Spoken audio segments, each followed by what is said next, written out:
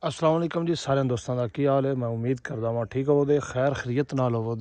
माशाअल्लाह जी सुबह सुबह का टाइम है 6:40-45 हो गए ने तो माशाअल्लाह सूरज निकलने वाला है। वेंदे हो जी आ गई है रतकड़ आ गई है। कर्म वाला सूरज जरा ना निकलने वाला है तो माल नो पट्ठे छट्ठे पाए खुरलियाँ फुल सन तो खांदे पैन ठीक है। तो साडे भाईरी मुलाजम साहब पट्ठे चुक चुक के पराली अंदर लाई आउंदे ने ते माल डंगर पट्ठे खा रहा है, बाहर वाला भी ते वाड़े वाला भी। पट्ठे दी एक रेड़ी आ है, एक रेड़ी अंदर पई है, दो रेड़ियां पूरियां पट्ठे दियां होंदियां न ते ठीक है। ओह पराली भी बतेरी कुतरी दी है तां जेड़ा ना ओह गुजारा हुंदा है। क्यों जी नसीर साहब किन्ने क थब्बे पराली दे दरने जे?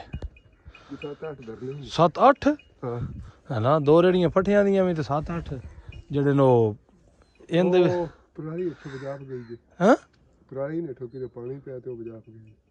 पानी पिया ओह किदों मैं कड्ढिया ते इत्थे दी होर करनी है ना। हुन सुकने पा न जेड़ी ओह बरोटा कड्ढी ते हुन सुकने पा धुप्प निकले दी ते फिर टो जाए दी हैं।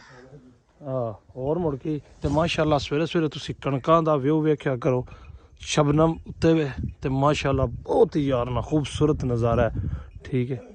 साडे इलाके दा हर पासे सुबह सुबह माशाअल्लाह जिथे जिथे पिंडां दे विच फसलां ने माशाअल्लाह बहुत अच्छा नज़ारा है। लेकिन ये शहरां विच नहीं ना मिलदा ते खाली शाली फट खाली है, पता नहीं तुसी अपनी ज़ुबान है की आंदे हो ते क्योंकि पट्ठियां ने पानी शानी लाया ते अगले दिन एक वीडियो लाई सी भाई ने बड़ी प्यार मोहब्बत सारियां कीती है कि आ मोरा इत्थों गोया कड्ढी दा ते पिछे सारा ते आ सारी लैन आई करके ओह पट्ठियां दी फुल्लां वाले सारे पट्ठे पे दिसदे न। लेकिन हुणे प्याज छड़े माशाअल्लाह हुण चढ़ गए।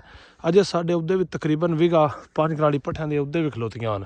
पहला लाओ आ भी अजे समझ आ भी अजे पहला लाओ जे ठीक है, पहला लाओ जे आ भी साडा खलोता है अजे उद्धर भी खलोता है ते पट्ठियां दी कोई भुख नहीं। पट्ठे रज नो अलहमदुलिल्लाह ते रज पाई दे न। बहरहाल माल अजे नहीं मोटा होंदा पे, पता नहीं ये की वजह है, ये को किसी को नुक्सा है यार दसो।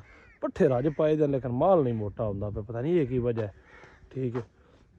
अगे बड़ा माल मोटा होंदा सी लेकिन सलाब की वजह तो ना पट्ठे रले भी मुड़ा स्याल बाले इस वजह तो खरे नहीं थे। दस्या जे जरूर भाई क्यों नहीं माल यार मोटा होंदा पे, की वजह पा पट्ठे से थके पे हुण।